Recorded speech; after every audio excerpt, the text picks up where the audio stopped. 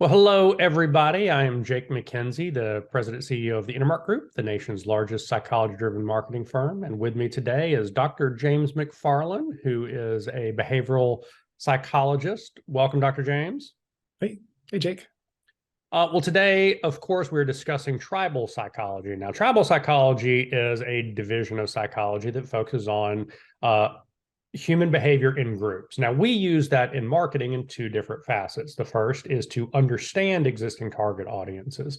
Once you understand how people operate within a group, you can understand the rules within that group, and it's easier to target communications towards that group. And then secondly, in a kind of more advanced application of tribal psychology, we can help brands develop their own tribes. Now, this is when you take your super fans, if you will, and develop a tribe around them, which gives them a set of rules under which to operate, which makes them visible to other people, which then attracts people to the brand. And now you're familiar with a lot of tribes out there. Sports teams are the ones that we'll often refer to as tribal psychology. So if you're a fan of a sports team, you know how to dress, how to act, what words to say when you're having a cheer. And that in sends a communication to people that are outside the group, if they want to be a member of the group, here's how to act and behave. And it serves as additional publicity. And it can be a way to turn your core fan base into super fans and use that as part of your marketing strategy. But before we dive into this, as always, we're going to tell you a little bit about Intermark Group. We are, of course, the nation's largest psychology-driven marketing firm. We have headquarters in Birmingham, Atlanta, South Florida, and hopefully soon in Denver. We have a number of talented folks that work in every possible discipline within marketing that help us achieve great outcomes. Now, we've had the privilege of working on work for a lot of great brands in just about every segment of the economy. So as you have questions today, chances are we have worked on something somewhat related to what you have in common. What all these brands have in common is that they are interested in achieving better outcomes by applied psychology. And we're going to get a little bit of a taste of that today. So that's what you need to know about Intermark, applied psychology. We're going to give you a heavy dose of it today. As you have questions, put them in the Q&A or in the chat. We will check them later. We have about 40 minutes of content today, so we wanted some time at the end for questions. And if you don't get to any of those, we'll also share contact information at the end, so feel free to send us direct queries. We love talking about this, so that'd be awesome. All right, now onto the core message, tribalism. James, start out telling us what tribalism means. Sure, tribalism. It's referring to this innate need that pretty much everyone in the world has. It's kind of this desire to form a bond with other people. And once these bonds are formed, they're actually really resistant to being broken down. Evolutionary psychologists suggest this has to do with our shared past, in which humans, we're not the most impressive animal, but for some reason we rose to be one of the apex predators on Earth. And one of those reasons is that we're very communal. We form groups, and these groups allow us to do things that one individual could never do on their own, including fighting off other groups. And over time, what happens is that the groups who are better at coming together and sharing a common goal and a common purpose, they tend to beat out these other groups who aren't quite as coordinated, perhaps. And so it allows them to not only survive, but also thrive. And so much so that still today, this has kind of been perfected, really. And we see this elements of tribalism all throughout the world, cross-culturally. I mean, from political ideology to your local chess club, these tribal elements are present. So, yeah. You know, that makes so much sense. It's complicated conceptually to try to get a large group of people acting as one, right? You've probably encountered this at the office and certainly in your marketing. How do we get people to act? And so you've got to identify ways to bring them together and have them function as a cohesive group. And that means establishing things that they recognize, orders of operations, instructions on behaviors to engage in. And over time, we've established a lot of ways to form those groups and to encourage common ways of acting. Now, I know there's a lot of research behind this and what forms groups, but there's a story that I'd love to share that really illustrates the innate power of tribalism. So when they were filming Planet of the Apes, you're probably familiar with it. Man wakes up after a space mission and he's on a planet inhabited by powerful primates. Well, in the filming of this, they had a lot of the actors in different costumes. They had some apes, some orangutans, some chimpanzees, and things like that that all had different costumes. But when they took a break for lunch, what happened was people in similar costume types all got together to have lunch in their areas. Now, keep in mind, they weren't gathered like that beforehand. They were all mixed. They weren't given instruction to all have lunch with their groups. They did this naturally. And it really speaks to the inane power of tribalism, that we're always looking for a group to be a part of that helps us with our own identity, even though these were kind of randomly assigned within the picture. We see this a lot with sports teams. I know you love to use sports teams as a metaphor because that's one of those things we can all relate to. Yeah, exactly. But even cases like if you have a band of strangers, trying to hike to the top of a mountain, by the end of it, this experience actually forms them into a tribe. This common meaning, these things that kind of bring them together, they feel like they share it, and it increases their tribalistic tendencies to believe that their group is a little bit better than the other group. And what's remarkable to me is how little it takes to make people feel like that they are part of a group, that they are part of a tribe. You talk about this one piece of research that just blows me away every time we talk about it. Yeah. So the researchers in this case did find that is literally a flip of the coin could kind of form these group identities, these tribal identities. And so they did. They lined up people out in a hall, and everyone watched them flip a coin and said, "Oh, your heads, your tails." And they separated into two separate groups. Right afterwards, they gave them some surveys and asked them various questions about how they felt about their group versus the other group. And just immediately, I mean, even though they'd watched the coin get flipped like minutes before, they felt that their group was better looking, more confident, more trustworthy than the other group. And they were glad that they were in their group, either the heads or the tails group, because they felt that they were a superior group and the other group was an inferior group. Again, literally they watched the coin being flipped, but nonetheless, these tribal identities were formed. So as soon as you're in a member of a group, you change your belief system, you change your behavior. It's really remarkable and powerful. All right, so let's shift gears a little bit and continue that conversation moving forward. Like, why do we need to do something with this, particularly when it comes to psychology? So we've talked about being a member of your group immediately changes your belief set and it changes your behavior set, but how can we begin to affect those things? Yeah. So humans are the most social creature on Earth. I mean, there's a few social creatures. I mean, we have fish, they like to school together, and birds, they like to flock together. And I mean, even herd animals like sheep, they herd together. And all of these animals they're social in the sense that they need physical proximity, meaning it's good for them, it's safe for them to stay together in large numbers because, well, if a predator comes and tries to pick someone off, well, it's just as likely the one next to me or one over here is going to get picked off than I am. And humans were like this too, but to much more psychological extent. We need psychological proximity. So things like shared ideas, shared beliefs, shared goals and values. So we really, this is an innate need that kind of drives us forward. It motivates us. And again, once we find our group, we want to cling to them, and we believe they're a really good group. So we're actively seeking out groups. So as we're looking to identify subgroups of people, say a target audience, if you will, we need to identify what groups they are in and how those groups behave. So if you want to target soccer moms, really understand how soccer moms behave.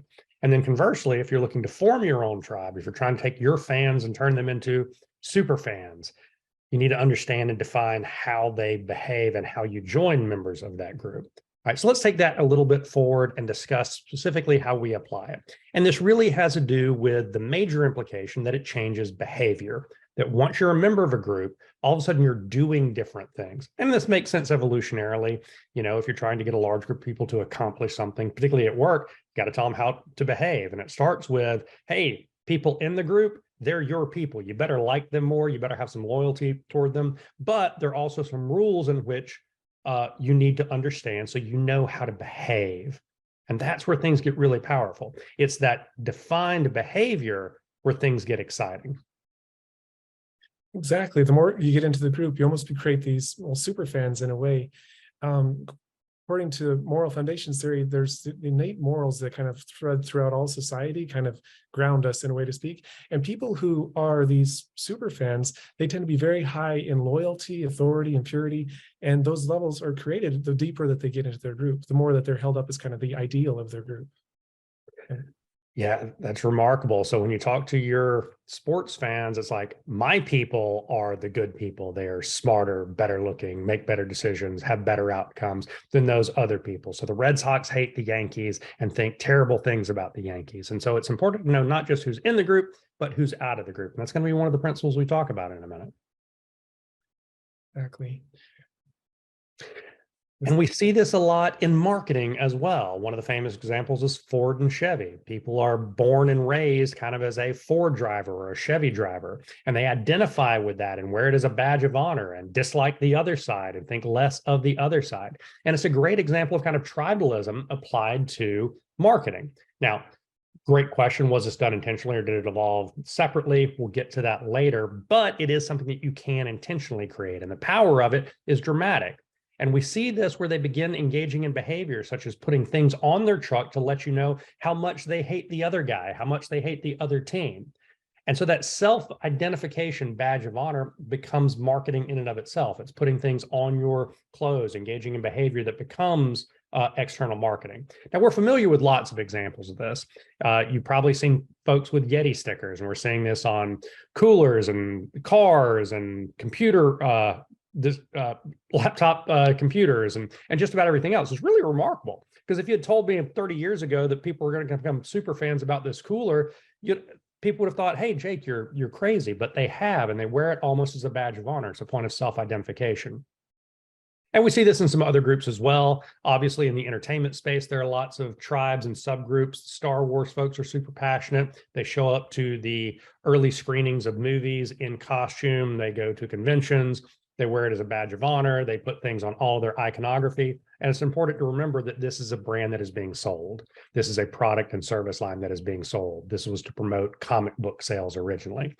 And I'm sure some of you are thinking, hey, my business would be really tough to do this. And so I want to highlight one of my favorite examples, Line-X. Line-X sells spray-on truck bed liners. So if you want a pickup truck, they will spray on this coating so the metal in your pickup truck bed doesn't get dinged when you're throwing stuff in the back of it. Kind of a niche product. One of several companies that do this, but Line-X has created a tribe that is so passionate that as you drive around America, you will see these Line-X stickers on cars all over the place. And I'm telling you, if somebody selling spray-on truck bed liners, and it's a great company, can create a passionate tribe, you can too, and I don't care what it is that you are selling.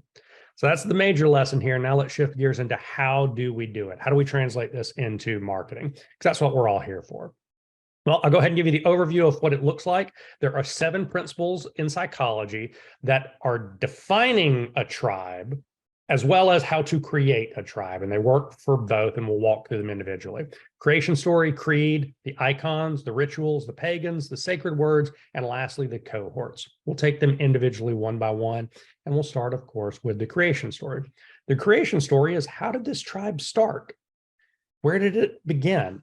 Now, it functions because the human brain is hardwired for narratives. We are structured to remember narratives, and it also answers our question of why. But when we hear a completed story, it has a really unique effect on us psychologically, right, James? Yeah, exactly. There's a form of catharsis that actually occurs when we hear a story. And it makes sense because we have a beginning, middle, and an end. And it's very much like there's a question being posed, and then there's an answer being provided. And this kind of creates a feeling of relief or insight within people. And not only that, I mean, stories themselves have a lot of emotional cues. You can relate it to your own life. And it's one of the best ways you can actually use to remember stuff. Studies show that story-based teaching, people remember it not only in the short term, but long-term, much better recall ability. And they also remember more details.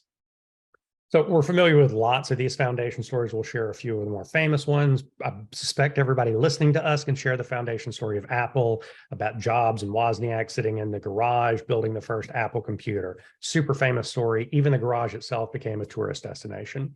How about the founder of Nike, Phil Knight, using a waffle iron to create the first bottom of his running shoes because he couldn't figure out how to do it otherwise? Again, great foundation story, selling out of the trunk of his car. And even the foundation story is now a major motion picture because that's how powerful these stories can become. Lots of other industries use examples of these, such as the folks at Uber. You may have heard the story about the two founders were stuck in Paris late one night and trying to get a taxi and couldn't get one. And they thought to themselves, man, wouldn't it be great if we had an app where we could just tell a car to come get us? And voila, that was the foundation of Uber that has now transformed the industry. These structural stories give us a purpose of why this is here. Then when you hear about a brand, you become a brand fan, you retell these stories as a necessary part of the narrative about why you ought to be a part of the brand, why it's powerful. And it makes it easy to communicate that marketing, which leads us to point number 2, having a creed, which is the second part of that story about why is this necessary? What is it that we believe? What do we stand for? And you can think about this as like guiding principles, guiding beliefs of an organization. Now, some of these you're certainly very familiar with. For instance, if you are an American, you're very familiar with the Constitution and the Bill of Rights, and members of that tribe take these as self-evident truths. And so people can put out a simple comment like, no, we believe in free expression here. And that's the end of discussion. It's commonly believed that everyone agrees with that statement, and therefore you just have to remind people what that core set of beliefs are. Now, marketers have done the same sort of thing. Now, these become brand extensions, but they also become instructions on how we think and how to behave. Apple famously said, hey, think different. Great example of how they're going to approach the world and how their fans ought to approach the world, kind of self-selection of who ought to buy their product. Everyone's familiar with Nike. Just do it. Get out there and engage in sports. You don't have to be the best. It's important just to start. And they structure their entire enterprise around that. Their brand fans believe in just going ahead and doing something, that motion is better than stagnation. Great set of core beliefs. Another recent example that's actually turned into a full-fledged cohesive brand campaign to the folks from Mercedes-Benz. And we'll let their video tell their story.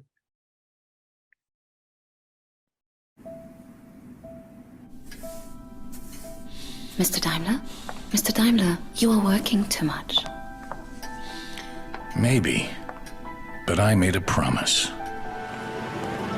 The promise to build the world's first automobile and to never stop reinventing it. The promise to capture the hearts of the people with motorsport victories around the world. And fascinate them with shapes they'll never forget. The promise to never stop innovating and to never stop saving lives.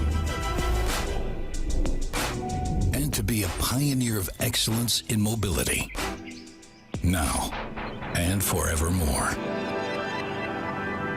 A promise of the best or nothing.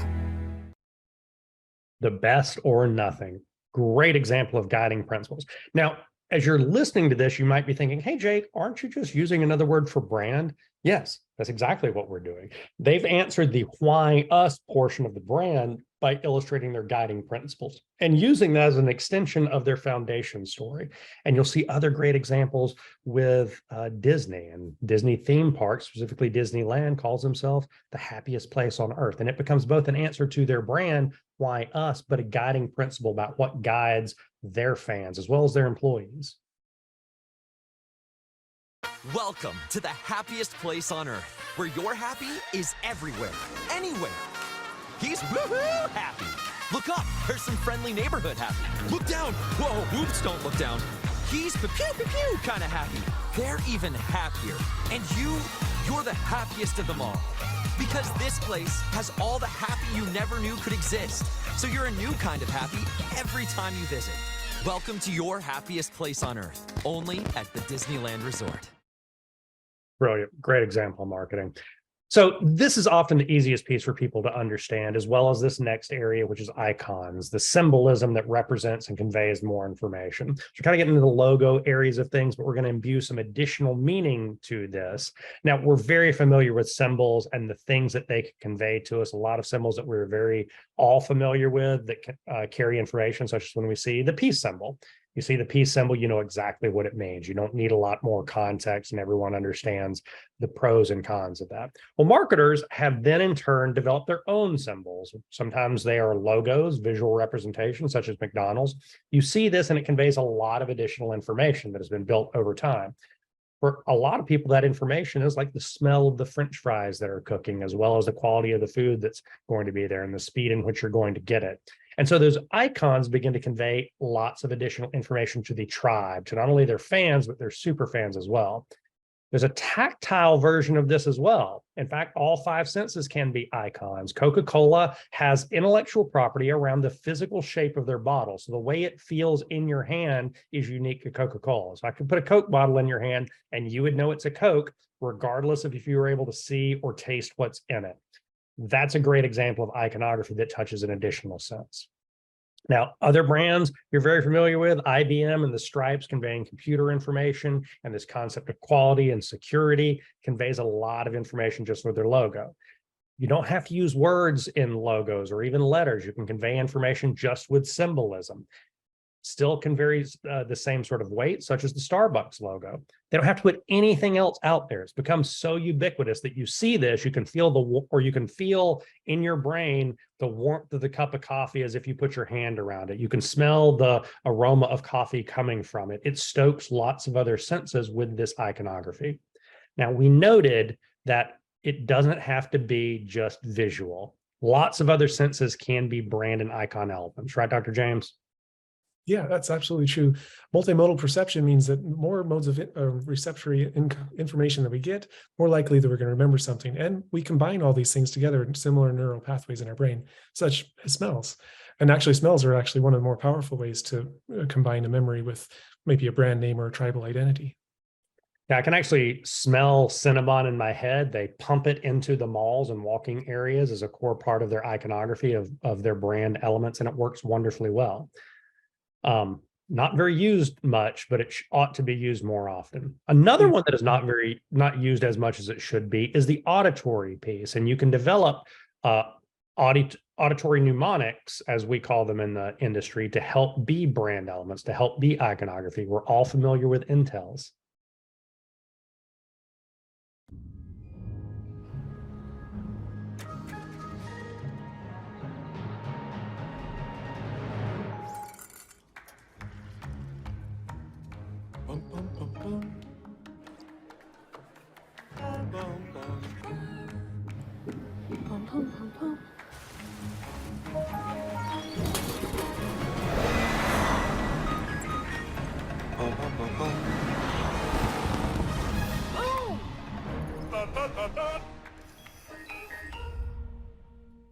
How many tacos did you order? 100.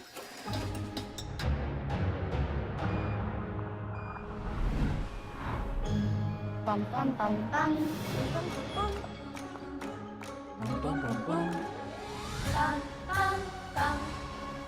The technology inside, the technology that moves the world. How wonderful is that? Intel. It's important to be intentional about these because I'm often shocked at how many folks that have put the work into developing good marketing messages, a TV spot, a radio ad, et cetera, but haven't worked on the rest of their iconography, the rest of their audio cues, their visual cues, their tactile cues, and in some cases, even like their olfactory cues, the way things smell. All these are easy opportunities. If you're going to spend the money anyway on marketing, go ahead and pack it in with all of the elements. It gets you better outcomes and helps you build that tribe. Next element of tribal psychology that we want to talk about are the rituals. These are the shared behaviors, the insider knowledge that if you are in the tribe, you know how things operate, kind of the order and structure of the tribe. And they are important in understanding what makes a tribe move forward, what they have in common behaviorally.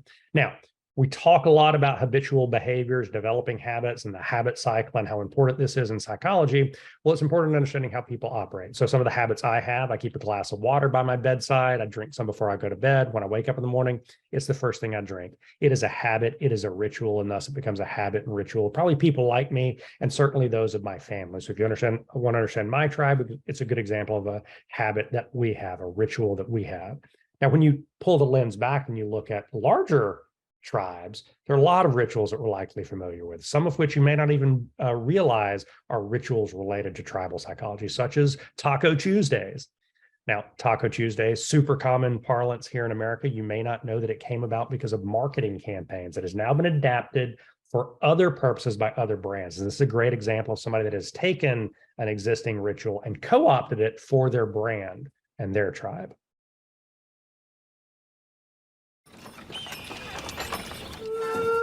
Hey! It's Tuesday, boys. You know what that means. Turkey. The heck you say? It's Turkey Tuesday. What do you think this is? New York City?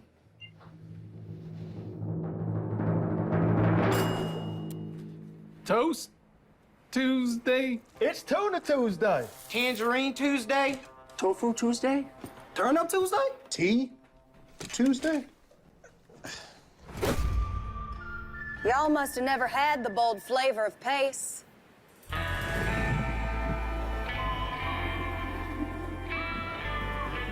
America's favorite salsa for tacos, straight out of Texas. Oh, of course. Tacos. I guess that makes a lot more sense. It does, doesn't it? Yeah. Tuesdays are for tacos. Tacos are for pace. So these are the rituals associated with a brand, and you can see they've turned it into a marketing element. And that marketing element is merely telling their brand fans when and how to use it, which is a core part of the habit cycle. And now one of your favorite rituals and associated brand elements is from Oreo. Yeah, well, sure, there's probably lots of ways to eat an Oreo, but at least there's one official one where you twist, lick, and dunk to eat the Oreo. And so this got out there as kind of into the ether and as the ritual, the proper way to eat an Oreo. What's really remarkable is when you watch the discussion that happened in the social media space around the ritual for Oreos, it became heated. Thousands and thousands of comments of people weighing in on their opinion about the right way that if you were an Oreo fan to eat an Oreo. Now, as you might imagine, this drove lots of Oreo sales, just the discussion of what it meant to be an Oreo fan and their tribal elements. Great example of that piece of marketing using tribal psychology to drive growth. And we see this in some other areas as well. Simply telling your brand fans how to greet one another, such as Jeep. They developed the Jeep Way, and it's holding up 3 fingers as you are driving. So, hey, as you pass another Jeep. And what this communicates to the other Jeep is, oh, you're cool too, because you also drive a Jeep. And it reinforces the in-group. It gives you a positive feeling about being part of the tribe, which means you are much more likely to stay in the tribe. So imagine a way that you can use your other fans to increase affinity with all of your customers. And that's what some of these rituals do, is they are a way of communicating that you're also in the group and good on you, because we know it increases pride, it increases that sense of belonging. Now, the inverse of this is the next element, and that's the pagans, who are the out groups, who are the people that we don't like, because it's a necessary part of forming a cohesive team identity, is to have somebody that is the enemy. And you've heard this a lot in political science, in politics, in the news, and certainly within your own businesses. Knowing who we don't like is a great way of forming cohesiveness around the group.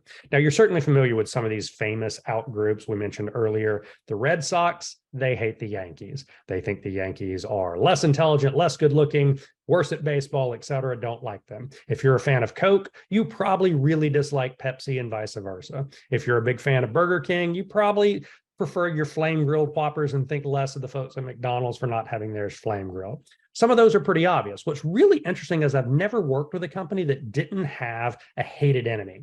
And sometimes it's a rival, and sometimes it's like a concept, such in the case of 7-Up. The concept that is their outgroup are colas generally. Hey, if you're a fan of 7-Up, we're dislike colas because that's the enemy. That is the outgroup. That's who we're competing against. So you can define your outgroup in lots of creative ways. The folks at Chick-fil-A, the outgroup was cows. Now, interestingly, they don't want you to hate cows. They want you to love cows so much that you don't want to eat cows. They have anthropomorphized cows and given them voice and actions and tried to turn them into human-like figures so that you're more likely to eat chicken. But that is clearly the outgroup. They are the anti-burger crowd, and everything about them will be anti-burger. And that also means that it defines everything within the organization. Chick-fil-A will never have a hamburger on their menu as long as they have their current positioning, and their fans would expect no less of them. One of my personal favorites that has endured a long period of time is the tribe around Harley-Davidson. Now, you know Harley is a super tribe. This tribe drives a lot of sales, pulls new people in, and their outgroup is the status quo. And specifically, they've visualized that as the minivan. So, hey, you in the minivan, how long you in for? The reason this is key is because a lot of their core sales are coming to folks like me that have a minivan in the family. And you look at that and you think, hey, this is who I am, but not who I aspire to be. And so they're using the tribe to pull people into their brand by appealing to this as an out group. Now, they've got a tremendous way of integrating this into their marketing, and this spot is worth sharing.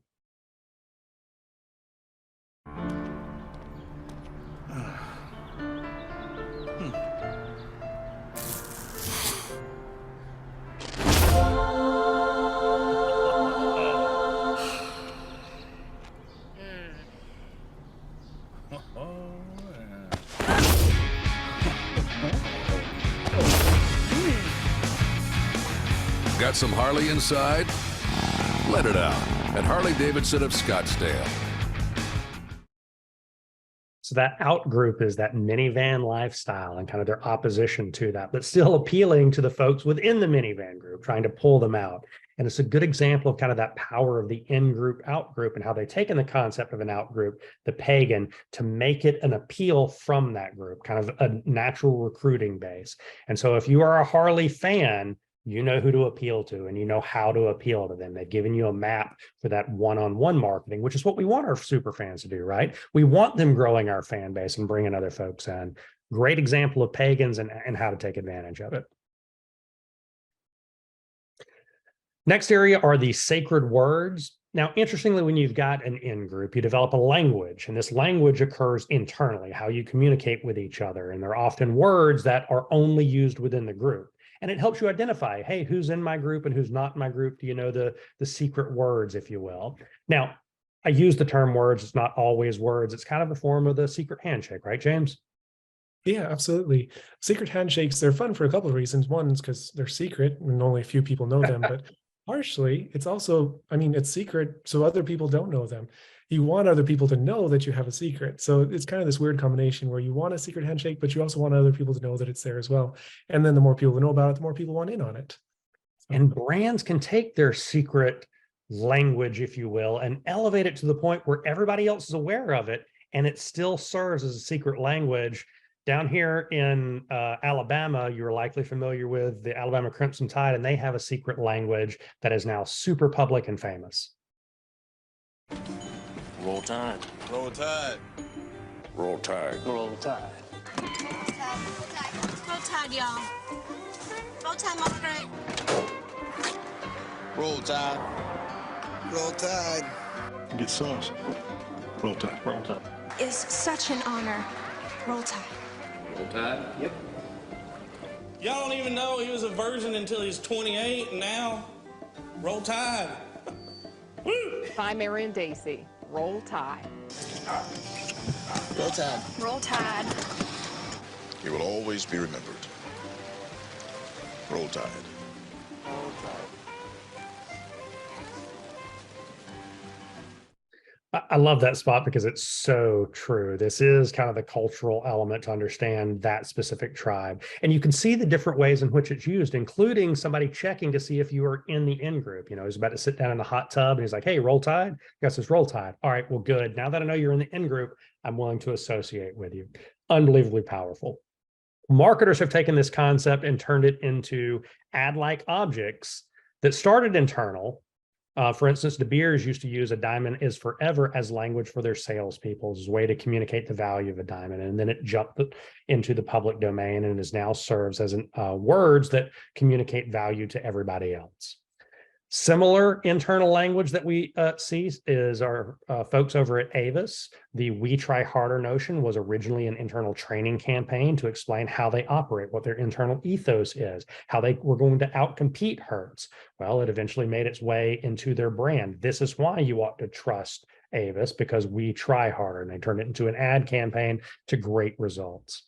So you can see that internal language can be a way of unifying people, but it's okay as it makes its way external because it helps to identify who's in the group. The last element that we want to talk about are the cohort. The cohorts are the shared events, the gatherings, if you will. And this is where you get reinforcement of common behavior, reinforcement of being a member of that tribe, and you can help derive shared meaning. Right, James? Yeah, that's right. Traditionally, cohorts, I mean, you might think of like millennials or baby boomers and things like that. And then also you can think of like, where were you when JFK was assassinated, or the Challenger explosion, or where were you the day 9/11? What were you doing then? And so, but these large events kind of have this, they form these very deep, called almost flashbulb memories, and that are really rich with meaning. And we can think back to these very specific times in our lives. Oh, I was there, I was at that event. And these very rich, information-laden memories kind of help solidify us to our group. It forms us into this tribe. You know, people still refer in my parents' generation back to Woodstock. Today, we've got Burning Man and Lollapalooza and Coachella and these other kind of common events that subgroups form identities around. And if you want to understand that community, that tribe, you need to understand their common events. But these also apply within marketing as well. For instance, the folks at Triumph Motorcycle have developed their own event, the Distinguished Gentleman's Ride. And not only is it a set event, there are lots of other tribal elements within it. Riders are encouraged to grow mustaches and wear suits and bow ties and things like that as a way to illustrate that you are in the group that's associated with the brand. It strengthens the brand and it attracts other people to the brand. And we see this in every single industry. Every B2B group, for instance, has a conference, such as this one, the World Clown Association Convention that's happening in Orlando, Florida, or recently happened in Orlando, Florida. And I see this and think, wow, what a great tribal event. I bet it was super fun. Maybe I ought to go. And then I think, well, after dark, I bet it gets a little creepy, but that's really neither here nor there. It's a great example of bringing folks together that helps reinforce their identity, to reinforce all of these other brand elements, to make them a stronger fan of that group. So having times where people get together. And we see this in every single space if you expand your scope wide enough. For instance, the comic book companies started a convention, and they started this back when all they sold was comic books. Then the movies became popular because they wanted to appeal to the comic book fans who attended conventions. And thus it spiraled up, expanded their universe, attracted more fans. And now the Marvel conventions are massive and occur all over the US. Great example of cohorts becoming much larger because of the existence of cohorts. People want to attend. And it serves a purpose of attracting the most ardent fans attend these conferences. They wear it as a badge of honor. It shows them how to act, how to be a brand advocate, and how to bring the gospel to everybody else who's not in your group. Super powerful. And Apple has developed one that I know is one of your favorite examples, James. Yeah, strangely enough, I suspect if people didn't have to wait in line for the newest iPhone, they would be disappointed. There's actually this cohort that's been developed that they look forward to waiting in line every year for the newest Apple product or the newest Apple phone. And it's quite the event, actually. They bring games and they have parties, they play music. It's quite the gathering. You know, and we talk about the concept of social proof a lot and how we can apply it in marketing. And it's kind of a concept of social proof here. It's gathering of people that are like-minded, your tribe, that reinforces your belief, your super fandom, if you will, around a specific brand or element. And therein is the power of this.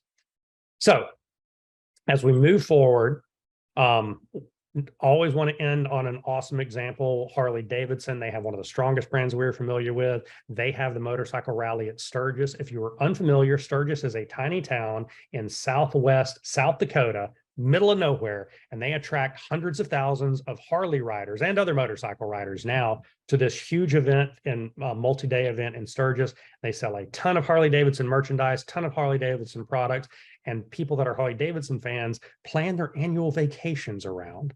Hugely successful cohort that allows them to reinforce all the other elements of the tribe that they have built. And it's one of the reasons they continue to remain one of the most enduring brands within the motorcycle space, even as it has gotten increasingly competitive.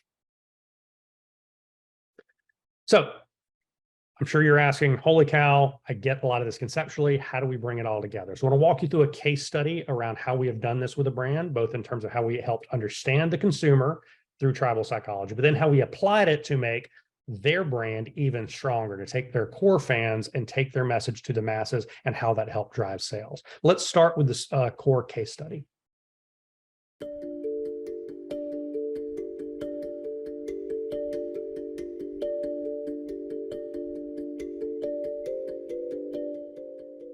In Philadelphia, Rita's is a beloved institution, serving generations of fans an irresistible blend of fruity Italian ice and creamy frozen custard.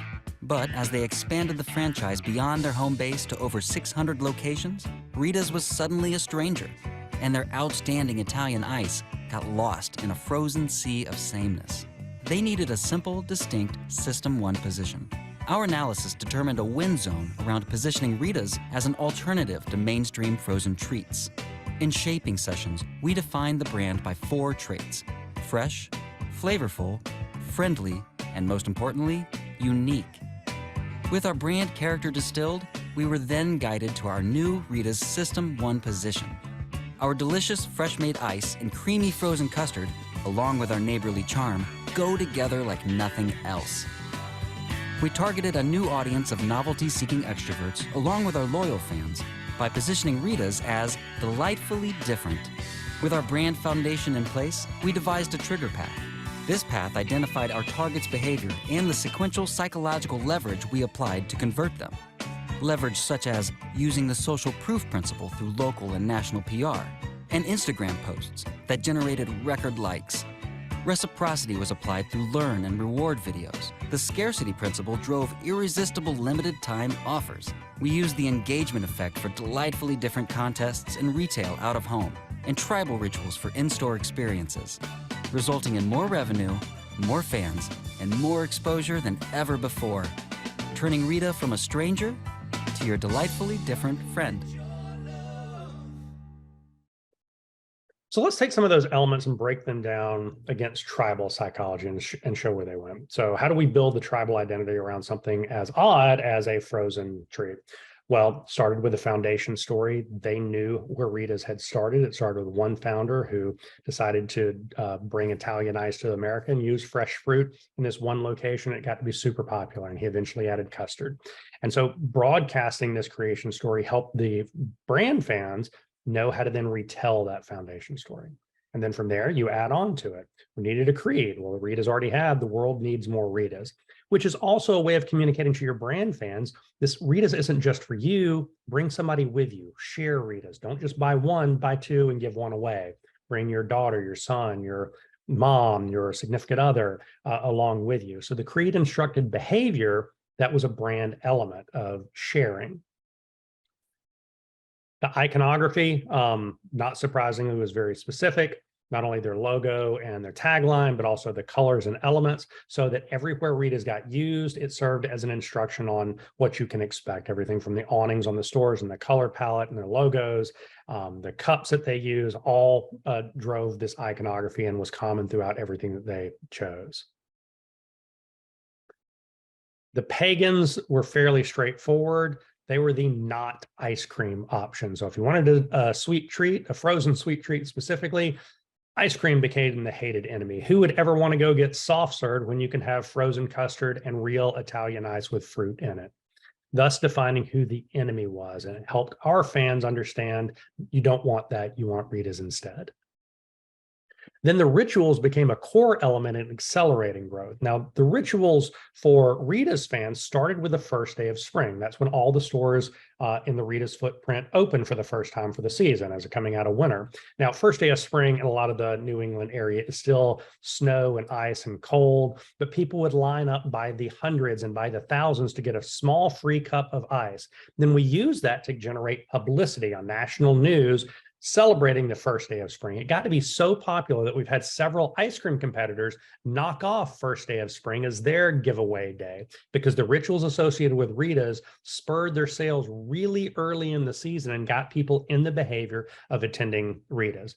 But we also developed a ritual that showed consumers how to act on an individual level. Now, Italian ice stains your tongue set color. So if you eat strawberry, you're going to have a red tongue afterwards. And so we turned that into a brand ritual element. So we came up with a tagline, "Suns out, tongues out," which became a social media hashtag. So if you've had Rita's, take a photo of yourself with your tongue out. And that not only communicates, I've had Rita's, but I'm happy about it, and I want you to know about it. It is a tribal ritual that is a brand element that helps bring other people into the fold, which is ultimately the point of tribal marketing. So Rita's has used all these exceptionally well. You can too. I don't care if you're in the B2B space or if you're selling a consumer product or a service. All of these brand elements will work to help you understand your target audience and then to shape your own brand fans into their own sub-tribe to attract even newer growth customers. 7 elements: the creation story, the creed, icons, the rituals, the pagans, the outgroups, folks that we hate, the sacred words that the insiders ought to know, and then the cohorts, the events, the times are all going to get together and share. If you can define these for your target audience and your core customers, it'll give you the methodology for accelerating your growth. Now, if you like psychology content, and I hope you do, go find a lot more at intermarkgroup.com/insights. We post all of our content there. You can follow us on social media. We've got our own YouTube channel, for instance, and you can go ahead and subscribe, and we'll add you to the list so that you'll get an email whenever we put out new content, which we're putting out about one minute video a week called the CMO Minute. A lot of ways to gather additional content. Want to take a couple of minutes here at the end in the last few minutes that we have allocated to answer some questions. I see that we've got one already in the Q&A area.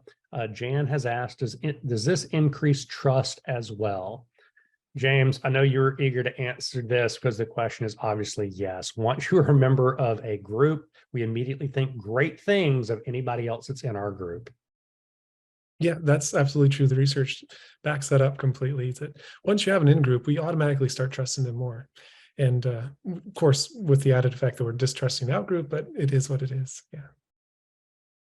And part of that effect for a brand is that a trust will be associated back to the brand. Because one of the things that we see in the research is that people think more positive things about the brand. And when you say something that is negative about the brand, negative about the tribe, they immediately dislike that, even if it's true. You think less of the people who are saying it, and you think greater affinity towards the folks that are being attacked. Sort of like you see that in politics sometimes when people attack a subgroup, even if the attack is true, even if the commentary is true, they get their hackles up and they like their group even more. They don't want to listen to reason. That same psychology is happening at play here. We want to trust and like the people that we are tied to and dislike the folks that are outside, that are the out groups. Next question. Some audiences are becoming more resistant to brands, trying to build their own tribe and community, especially when the message feels the slightest bit inauthentic. So how do we address that in essence? How do we strategize to meet the needs of the pessimistic, the shut up brand, we're tired of hearing from you section of your audience? Brilliant, brilliant question, Gabby. And this is a common mistake that we see companies make when they're initially launching kind of tribal efforts. They try to appeal to everybody. If you're going to launch your own tribe, you got to start with the hardcore users, the folks that would put a tattoo of your brand on their arm if they could, the folks that are already wearing your merchandise. Start with them and define your brand around those folks, because then it'll feel authentic. Then you're actually serving that community. And then that is your basis for growth from there. Instead of trying to decide, hey, everybody ought to be a part of our brand. A group by its very nature has to be exclusionary in order to feel like a group. That's the key first element. I suspect some of the examples that you have in mind when you think about this, if we looked at them, we would find that they're not being exclusionary enough. They're saying, hey, this is how everybody ought to act, instead of this is who our super fans are. You know, we had one client that was a sweet tea manufacturer. They got super fans that literally have tattoos on their arms of the brand logo. Those are your super fans. That's who you want to start building your tribe around. The folks that attend your conferences, the folks who have bought all of your products, the folks that evangelize about you. Start with them, because then it doesn't matter if other people in the out group start to feel like it's inauthentic. The folks in the in group will feel that it is authentic, and any attacks that they get will reinforce their desire to be in the group. Spectacular question, and it's instructive because it's also an instruction about what not to do. And that is kind of being greedy in marketing. You know, we often say with a brand, it is important to define who it is not for as it is who it is for. And a lot of the C-suite has trouble with that. They want to say, oh, no, it's for everybody. I want everybody to be my customer. But when you define that in group, you're also defining the out group. And when you're comfortable with that, then you create a brand that really has power, really has growth, really has a place to go, and it won't feel inauthentic. Outstanding question. I'm so glad you asked that. Well, guys, we're hitting our time limit here. I want to thank Dr. James and thank everybody else for attending. I've had so much fun. We will be posting this online and sending out emails so that you can watch it in your own time. As always, when you have questions, send one of us an email or pick up the phone and call. We love talking about this. And luckily, our clients have done a lot of it, and we're looking to do even more. So we'll enjoy the conversation. We will see you next time. Until then, au revoir.